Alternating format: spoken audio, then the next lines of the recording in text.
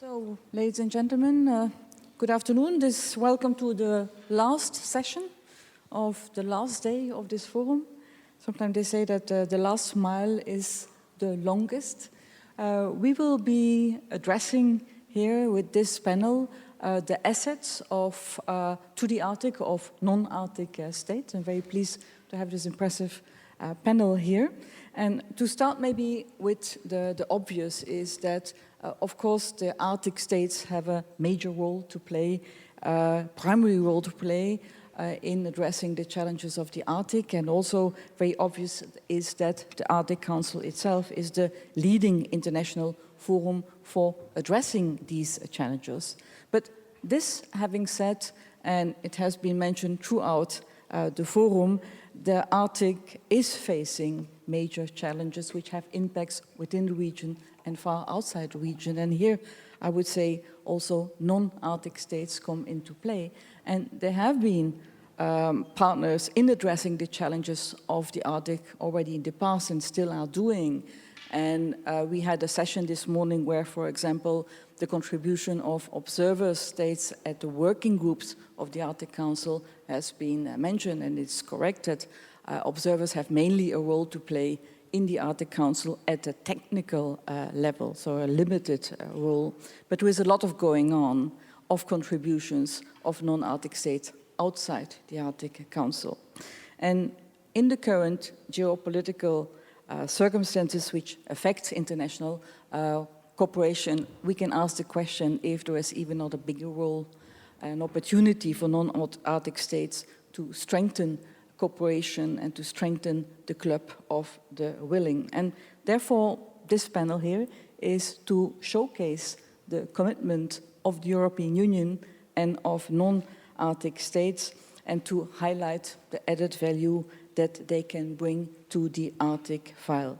We did not limit it only to European Union and some observers to the Arctic Council, but also we have here present Ireland, not yet an observer of the Arctic Council. So I welcome very much the participation to this panel of representatives of Germany, Italy, Ireland, Poland, and the European Union. And I will be asking the same question in the first round, mainly asking what is actually the specific contribution of your country that you can bring to the Arctic file. So I will start with the German ambassador to Iceland. Thank you very much. I'm basically off to an easy start, obviously, because we are meeting here in Berlin. So my government invested quite some manpower and money into this forum, and it clearly shows our interests and our engagement. And you all have heard the story. We basically wanted to meet here some years ago because the most important scientific mission ever done in the Arctic was the Mosaic expedition led by German scientists. So it shows very clearly that German scientists have been at the forefront of Arctic research for a very long time.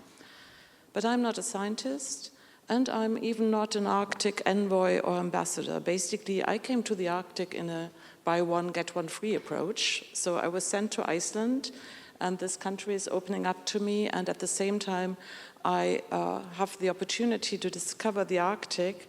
But because I'm not a specialist, perhaps I voluntarily choose an overall approach that is not Arctic-centric. I see our Arctic policy as part of our overall policy approach. This is exactly something we as Germany contribute. We have values that define our German foreign policy: human rights, international cooperation, rule of law. We have defined goals in environmental policy, climate, and also in security policy. And we apply these politics everywhere, including in the Arctic.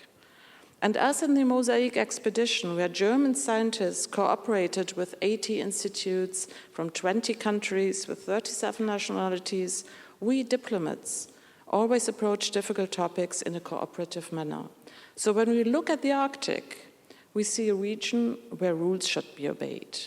When we look at the Arctic, we try to define our policies in the fora we have: United Nations, European Union, NATO, and of course the Arctic Council. On the other hand, policies related. If we want to save our climate, we have to look at the Arctic. And I'm still under the spell of what we heard earlier this afternoon, how urgent this is. If we want to have security for our citizens in EU and NATO, we have to develop special policy approaches for the Arctic. With Finland and Sweden now NATO members, and Iceland's geographical situation being more important than ever, we will participate and continue to participate in defining our policies in Brussels, but we also participate in a very concrete manner, sending German military personnel to exercises and to surveillance missions in the region. If we want to use Arctic resources in a responsible, sustainable, and environmentally friendly way, we have to do it in partnership with those living there. So some years ago, the German government and Jorven Bellmann, our political director, mentioned it. We published our Arctic policy guidelines, where we broke this overall approach down into concrete goals and measures for the Arctic region. Against the backdrop of an ever more urgent climate crisis and a geopolitical environment that not only challenges all of us directly, but has many effects on the once so exceptional Arctic region, my colleagues are working on an overhaul. We are talking an all-of-government approach here.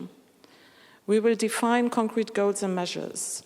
Our Ministry of Education and Research, our Ministry for the Environment, our Department of Defense, our Ministry for Economic Affairs and Climate Action, they all contribute. We hope to be able to present the new guidelines this fall. And we will keep a focus on science, but we'll have a special focus, of course, on security policy aspects. So to sum up, our contribution is basically our overall approach to international policy. Follow the rules, cooperate, find solutions together to the challenges, and by doing that, help our planet. We'll work for the Arctic wherever we can, in EU, NATO, and together with the member states of the Arctic Council. And yes, we have our own interests in mind with regard to economic stakes, also resources, shipping routes, and with regard to our own safety and security. This is what countries do. The Arctic is sadly not so exceptional anymore. So the German offer is to participate in any effort to keep it peaceful with all the countries that share the same goal. So for a long time we had a kind of romantic view of the Arctic. That's over.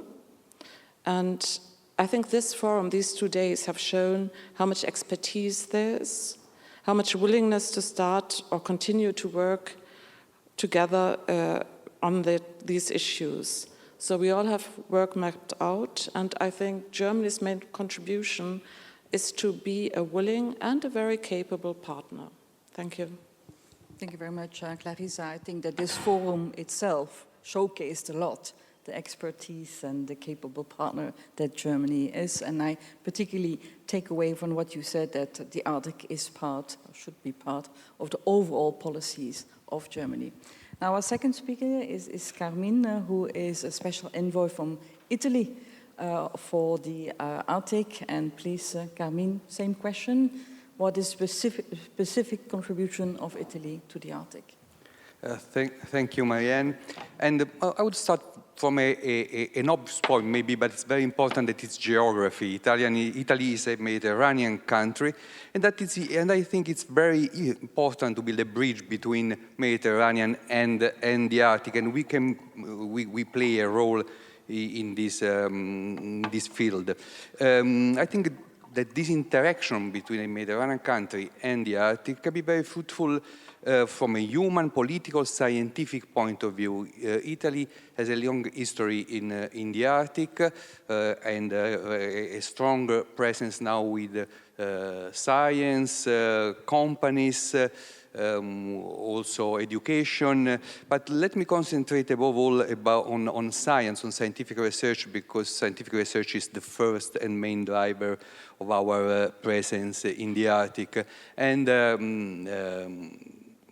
considering your invitation to be precise, maybe some examples can be useful. One referred maybe to the sea, to the Mediterranean and the Arctic Ocean. Another one to the Alps, to main point of our geography, of course also our experience or the experience of our researchers.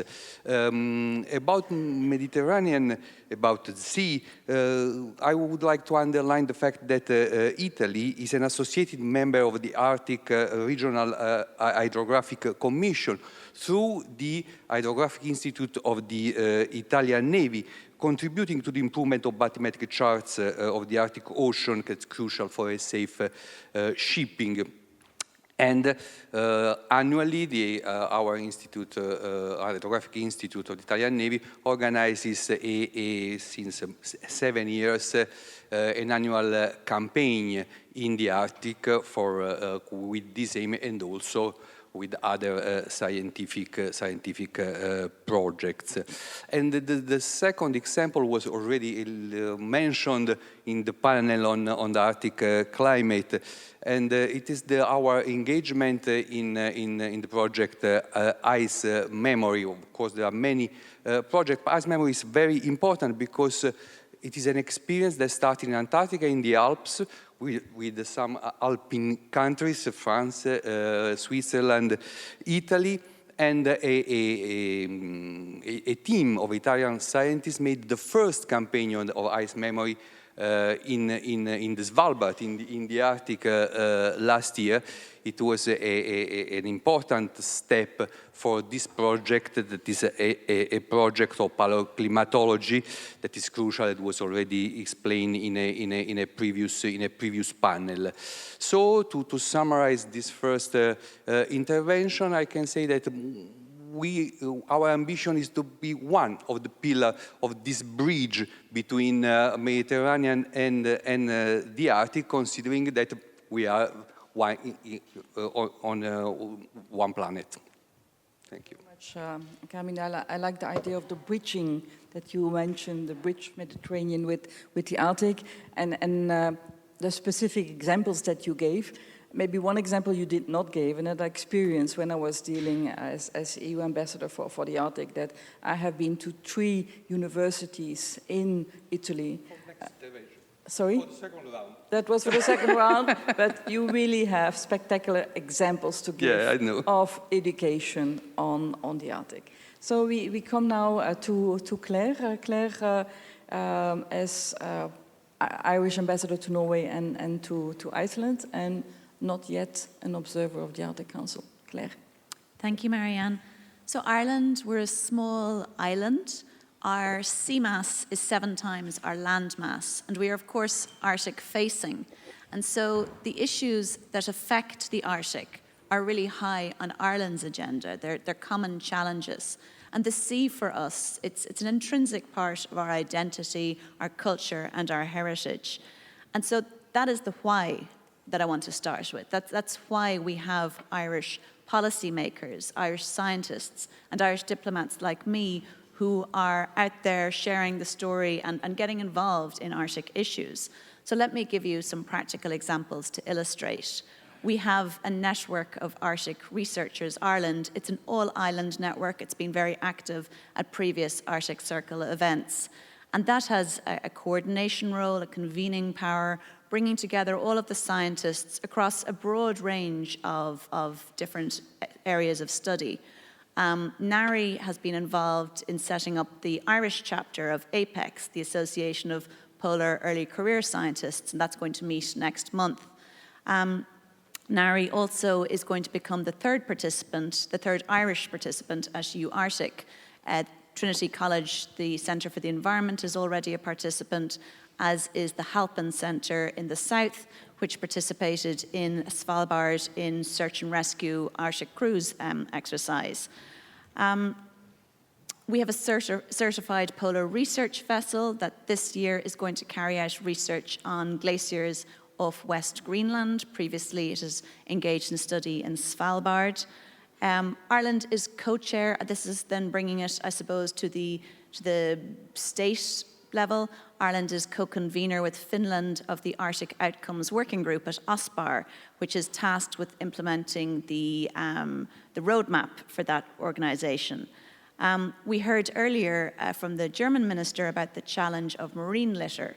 And again, as an island nation, that's an area where we've developed a lot of expertise in terms of legislation, stakeholder engagement, and education. So my minister for biodiversity travelled to Iceland last year and participated and spoke at the second conference on marine litter in Arctic and non-Arctic areas.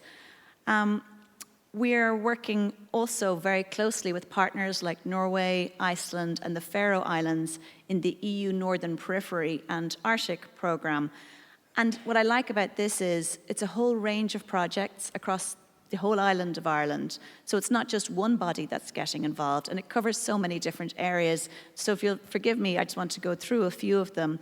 So for example, we're involved in mapping blue carbon for utilisation in marine spatial planning.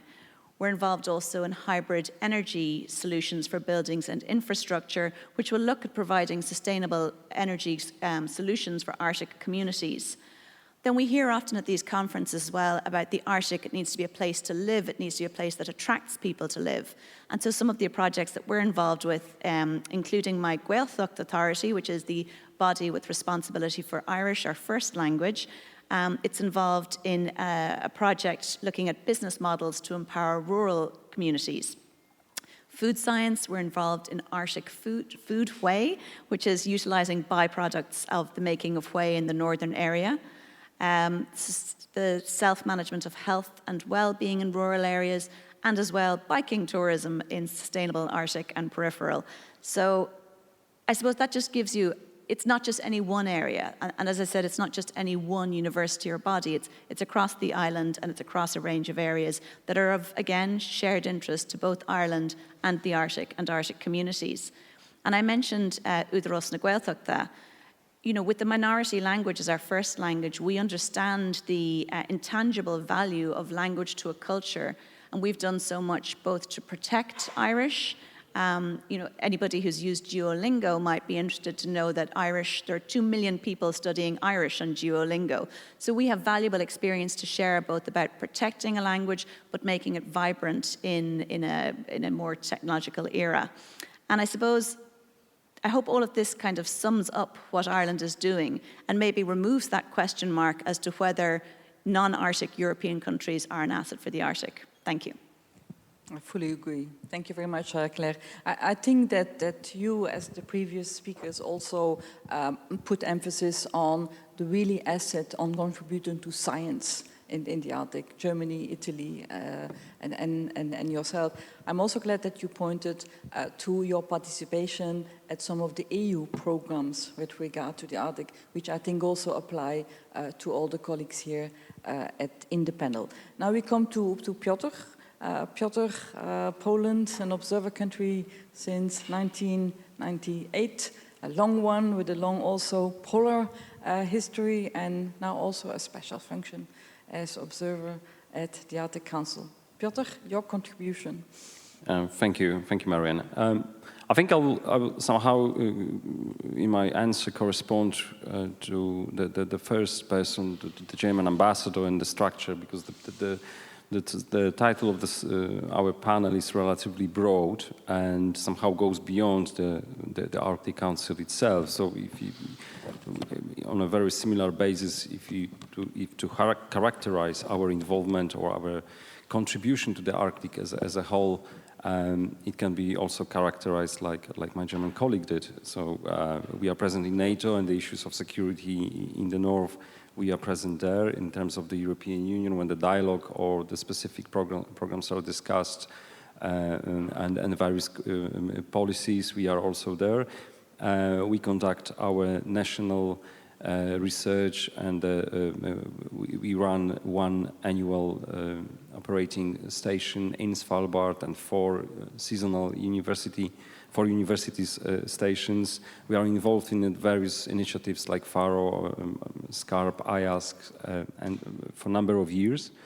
To be, let's say, totally open, still not that much involved in terms of the working groups of the Arctic Council, but somehow, and this is, let's say, the second part of my intervention, our contribution and involvement in the Arctic, it was somehow characterized by the history and, let's say, historical involvement, mainly in the research area. But since 2020, when we adopted our first ever polar policy, when the both Antarctic and Arctic component were characterized as the important areas where our national involvement should increase, basing on the respect of international law and state competences especially in the north. There are actually two areas which are strategic for us right now. So it's to continue our scientific and polar research involvement as a contribution to, let's say, overall community, somehow related now, unfortunately, with the climate change. But the second one is also becoming relevant, and the initiatives that we are trying to pursue is the, let's say, the political or geopolitical aspect, because for us is now even more important how to address the concerns and the challenges that are currently taking place in the world. And in this respect, having some sort of semi-political dialogue, or the dialogue at the senior Arctic officials level, we are developing our national initiative, which is the Warsaw format, a platform between the current chairship and all the observers, going for the number of years already from the climate or research reporting exercise, let me put it this way, to a more foreign affairs discussion and exchange of views instrument, in order to contribute from the perspective, let's say, of the like-minded states that are present. And unfortunately, from what's going on in the north, it's getting even more and more, going beyond even the Warsaw format, even more and more interesting. That's why we are also engaging and showing our interest in the political discussions in Brussels when the issues of the Arctic policy, overall EU Arctic policy, are discussed, and trying to advocate and support the work that has been done in Brussels as well. So if I can characterize in this way. Thank you. Thank you very much, Piotr. Also, takeaway is to continue your very strong scientific contribution regarding to the Arctic, continuing your long history that you have already there, but now also your role, which you had before Russia invaded Ukraine with the Warsaw format, but particularly giving now that the work of the Arctic Council has been affected, and I would say that there had been no official meetings anymore with observers. I think that the Warsaw format, where you have these informal meetings which are shared by Poland with observer countries of the Arctic Council, have becoming even more important, and actually nearly the only format where you have the discussion with the Arctic Council. Last but certainly not least, Clara Ganslandt, Special Envoy for Arctic Matters.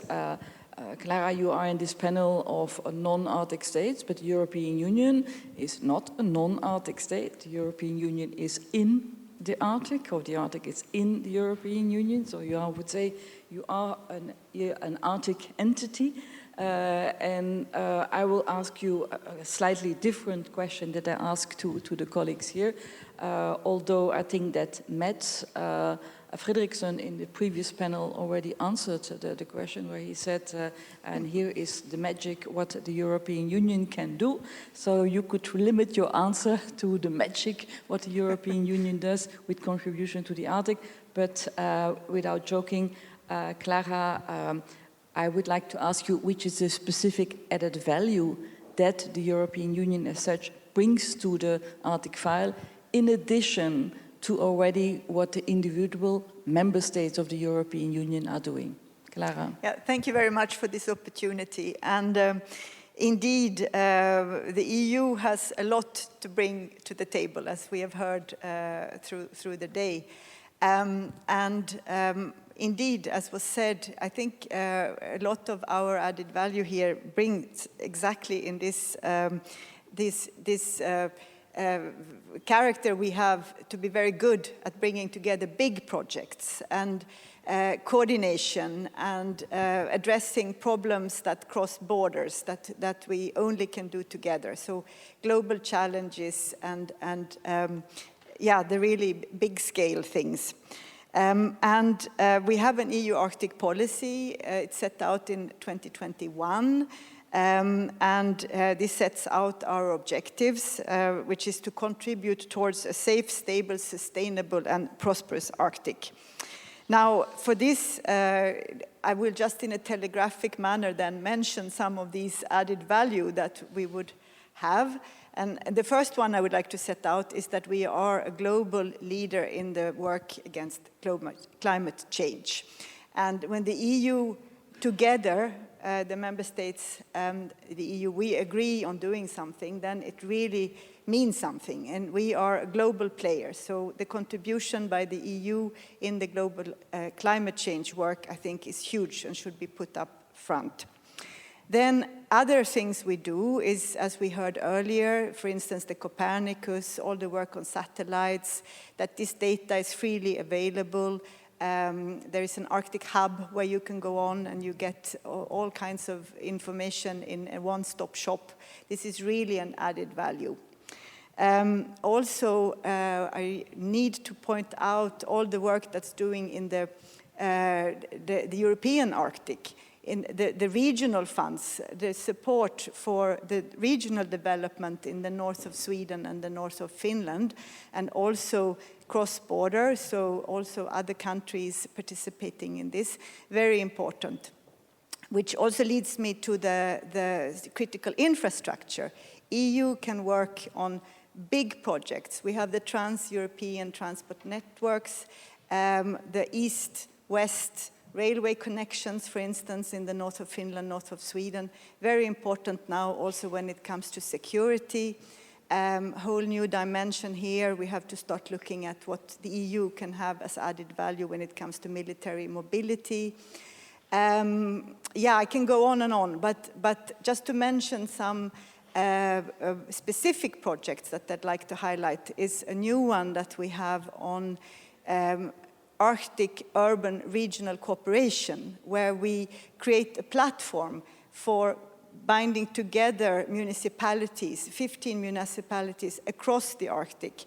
And it seems like a no-brainer that the people that decide and are the Arctic mayors should have an opportunity to get together and exchange best practices and come up with ideas on how to tackle problems. But they are very grateful actually to the EU, because we have put together now, together with the Arctic mayors, this platform where they can come together and do this. And we have brought some information material actually about this ARC, so I hope you can find it outside if you're interested. So I'll stop here. I hope I was convincing in the added value. Thank you. You convinced me in any case, Clara. No, I think that it's really what the European Union is doing regarding to the Arctic is really impressive. And you said these big-scale projects by working together. But another element is certainly also that we can only realize this as European Union thanks to the support of member states, support to our Arctic policy, and by cooperating equally to our projects. I come now to the second round of our questions. After that, the panelists have already highlighted the specific contributions. To a second question is that can you play a bigger role actually, especially in the current circumstances where there are international cooperation is being affected, and would you have specific recommendations how the role of non-Arctic states could be strengthened in the current circumstances? So I'll start again with Clarissa. First, I should say that I have a little bit of a bad conscience here, because everyone now came up with concrete things, very concrete things their countries have done. And I felt before I started to talk that with Antje Boethius, with Volker Rachold, with all these splendid German scientists around here for 2 days, I didn't have to mention that. So I will again skip that, but I'll try to answer your question. And I know that behind that question is a little bit the question, are we treated well enough by the Arctic countries? And I have to say, my first Arctic Circle Assembly in October made me feel, oh, there are haves and there are have-nots.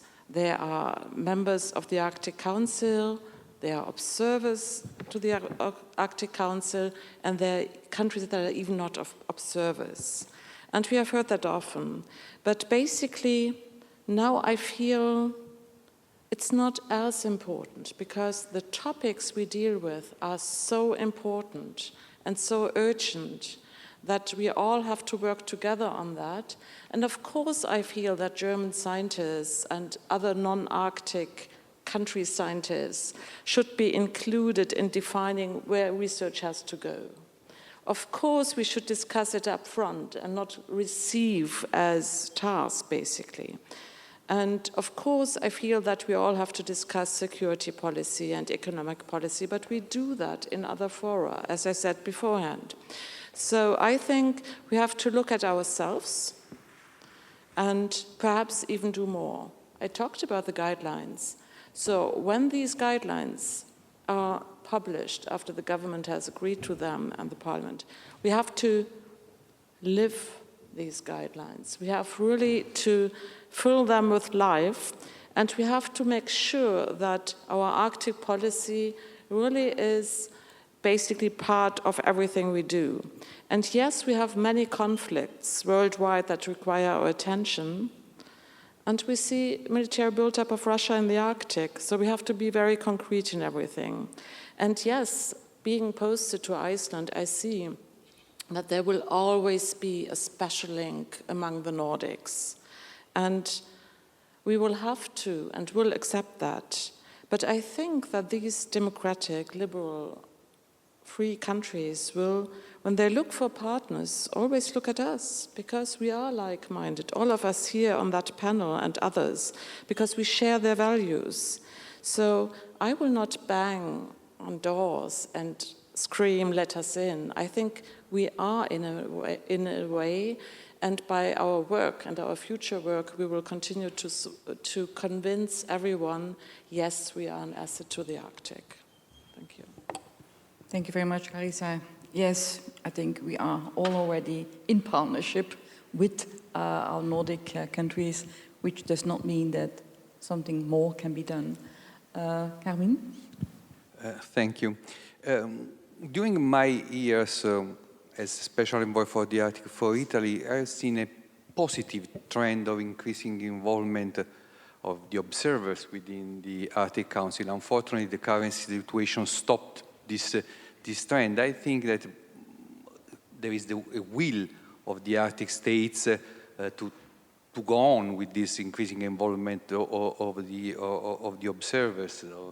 So I'm positive, and I consider that we have to continue this dialogue with the Arctic Council, with the Arctic states within the Arctic Council, and there are positive perspectives from this point of view, always considering two points. One is the respect for the rights of the Arctic states, and the second one, that there are global challenges that can be really faced only with the participation of the non-Arctic states. We want to be an asset, as the title of this panel says, really. But in parallel, what we can do also, as in our countries, to disseminate really the importance of the Arctic for many crucial challenges, also through education. So these are maybe some little concrete example that we have in Italy, maybe not so little, because the University of Venice, the Ca' Foscari, has a PhD on polar sciences, an international PhD. And the Italian Society for International Organization in Rome organizes a master on geopolitics and Arctic studies. So it's a way, from our perspective of Mediterranean country, to contribute, to create, to improve the awareness about the Arctic in the new generation. A sort of new scramble for the Arctic, for knowledge, peace, sustainable development, to contribute to this common effort also through education and dissemination. Thank you very much, Carmine. I note your very diplomatic answer regarding the positive trends, how observers are treated in the Arctic Council. And I definitely take your point on dissemination, which I know Italy is doing a great job with Arctic studies at different universities in Italy. Claire? Thank you, Marianne. And you've alluded a couple of times to the fact that Ireland is not yet an observer at the Council. And I suppose just a little bit of history there. We had submitted an application in 2020 that we hoped would be considered, along with a number of other countries. It wasn't Ireland alone in 2021, and that wasn't possible. And I suppose then we have to use the opportunity sometimes that a challenge presents. And so my hope is that at a certain point it will be possible to revisit new observer applications, and when that moment comes, that Ireland will be in a better position and will have used that opportunity in the meantime.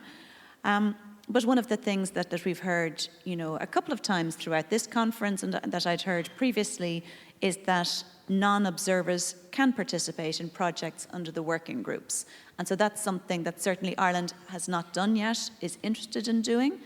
If I had a recommendation to make, I would say that there could be ways in which that might be made easier for countries like Ireland. It can be a little bit difficult to understand what that process is. Even to get a full list of active projects can be a little bit challenging. So when you're starting, when you're trying to bring your scientists along with you, and they're interested too, but time is money, that is a challenge.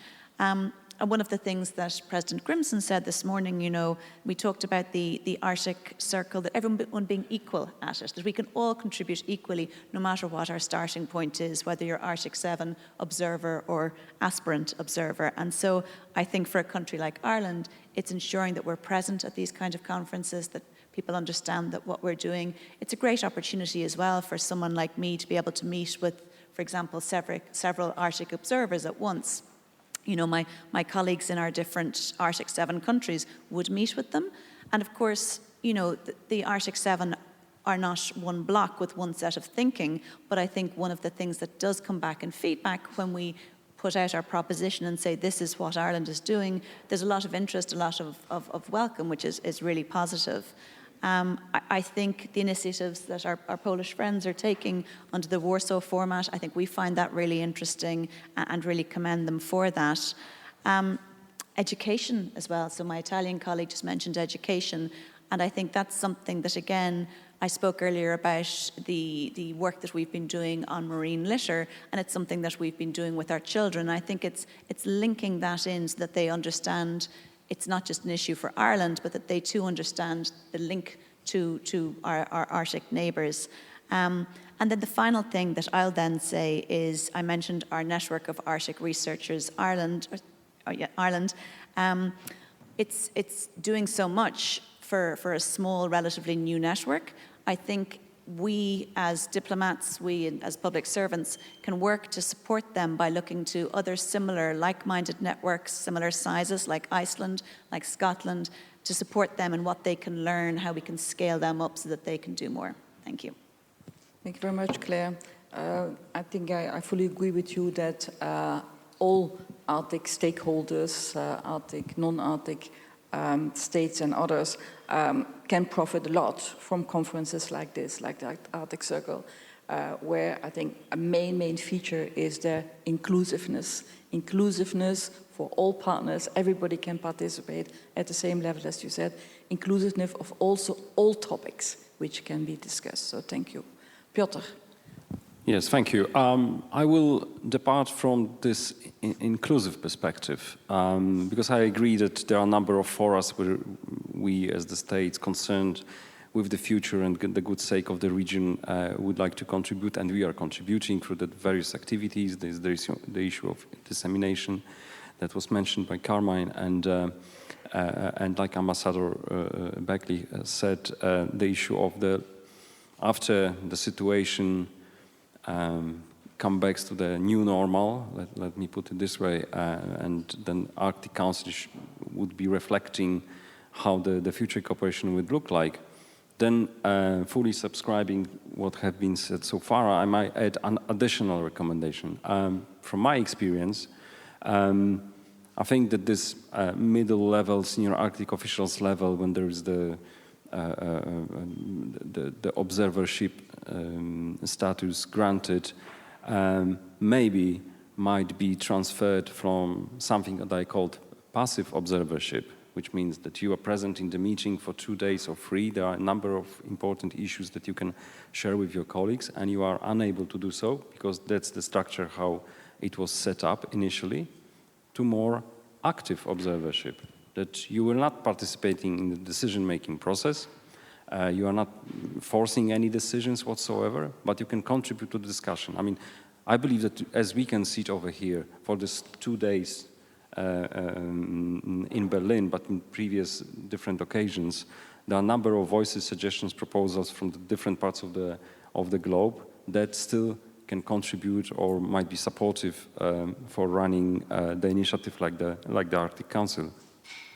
And because if everybody says that whatever happens in the Arctic doesn't stay in the Arctic, and we are also the ones to blame for the consequences of the climate change in the Arctic, so that might be then useful, especially like it was also said, we are diplomats, we can, and being like-minded, we can provide some additional value and support. As I said, nothing to be of a decision-making or changing the decision-making processes, it's not at all. But being more active, being an active observer, I think might be of a certain relevance. Thank you. Thank you very much, Piotr. Point very well taken, more active observership. Clara, a slightly different question. What can you do to create a bigger awareness within the European Union, maybe to have the Arctic higher on the agenda of the Arctic of the European Union? Yes, thank you.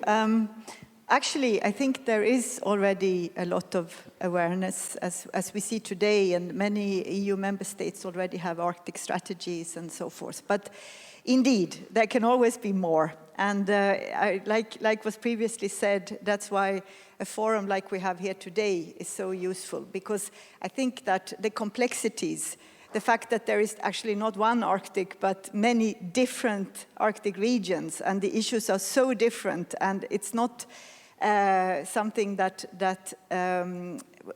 you know, you hear it once and then you understand it. Now, if you don't live in the Arctic, it's very difficult to grasp this. So I think the sky is the limit, actually, on what we could do to bring more awareness. And I'd like to, if I may, use this opportunity to make publicity for the EU Arctic Forum, which takes place next week in Brussels. And there we also have the dedicated EU indigenous peoples dialogue and also a youth dialogue. So we really try to have a platform for raising awareness and dialogue on the key issues for the people living in the Arctic. Yeah, I think I stop here because the dialogue that we have is the best we can continue and to do. Thank you. Thank you very much, Clara, and thank you very much for highlighting the fact that the European Union has a well-established dialogue with indigenous, which will take place next year, and for the very first time this year, starting with an Arctic youth dialogue, which I think is really to be welcomed. We have 1 minute left for questions, which also I would like to use for a small conclusion, before then giving the floor to President Grimson, who will be closing the forum. But if there is, is there any question? Yes, there on the right side. Hello, I'm Marina Vram. I'm a former lawyer at the ICC, which is the Tribunal for the Crimes Against Humanity. As you well know, hello, distinguished invitates and guests. So my question is to all of you, and maybe those who are seated, and maybe we can talk about this, further. So in 2019, I was working for the Organization for Security and Cooperation in Europe, and I was leading actually roundtables between the ambassador of Russia and Ukraine. We were talking back then about the Crimea situation, and the negotiations around that. And back then already, people around were talking about the possible invasion. So it was 2019. And with all my due respect to all the organizations and entities at the OCC, nobody really took into the consideration the reality of those arguments. And the diplomacy that the Russian Federation was leading and still, let's say, uses the way as they lead the policies is very well known. And we had as well many panelists during the sessions from yesterday and today who as well pointed out that we are talking about a very, very important part of the world where 60-ish% of that part still belongs to the government that we are vehemently, putting aside because the values are different. And I guess the majority here will very agree here. But however, how really at the EU level and all the other governments that were present in these 2 days are taking into account the integrity as a value in all policies and interests we decide to direct our attention to, if that makes sense. And I don't want to get into the details, but just as an as honest as possible answer, where all the government present at the table of negotiation, the future of that part, which is from the world, and it's supposed to be for the world, where the integrity really leads there. Have you really talked about it? Thank you very much. Thank you. I would like to invite a panelist who understood the question to answer. I may try. I'm not so sure if I got it correctly, so I'm sorry if I missed your question. But when in terms of integrity or integrity of Ukraine and full independence, I think that in case of my country, Poland, it's not even the issue how we behave since the first day of aggression, but how we were also behaving and what we were saying before the war, which was actually confirmed, unfortunately, that Poland was right, that there is a threat, a risk that Russia is going to attack, which is nothing to be actually proud of, and there are a number of states perhaps they have the same analysis. But I'm just saying that for us, this integrity part and the full independence of Ukraine it's something which is as a backbone right now. So we can't imagine there is a solid government, previous government and the current government position, and the same as when it comes to the president, that, we can't imagine the situation that we will be, or maybe I'll put it this way, we have a firm position, as long as the war is there, and it was also mentioned in the previous panels, there is no discussion. So the integrity is there, if I answered properly. Okay, Clarissa, would you like to add something very short? I can fully subscribe to what you said, Piotr, but if I understand that correctly, you linked it somehow up to the Arctic, and I was looking at that logo all the time, where, everyone around the Arctic takes the hand of the others, and we have one partner who left that circle voluntarily because they are not ready to follow the rules, because they are not ready to cooperate. So we are ready to, if this partner starts to act responsibly again, starts to follow the rules. And I think that will be the moment where we'll be back to full circle in the Arctic Circle. And we are all waiting for that, and we know we'll be waiting for a long time, but we will certainly not compromise on the basic things we ask them to do, and that is follow the rules and accept Ukraine as a sovereign country, as an independent country, and follow the rules with regard to international cooperation. Thank you, Clarissa. I think this is a very, very nice closing statement. I would like just to add, I would like to thank our panelists very much for this very interesting debate. I think there are two conclusions that I draw from our discussion. First, that the EU and also non-Arctic states are an asset to the Arctic. This does not mean that there is still scope for improvement by the Arctic states itself, that they have a greater awareness of the role of non-Arctic states, that also there is maybe more inclusiveness, which, for example, what Piotr said, a more active observership within the Arctic Council, but also more can be done within the EU, within non-Arctic states, by having a greater awareness of the importance of the Arctic, including it in all our policies, and also to contribute to a bigger dissemination of the Arctic in our countries. So with these words, I would like to conclude this panel, and thank you very much, also the audience, and give the floor to President Grimson.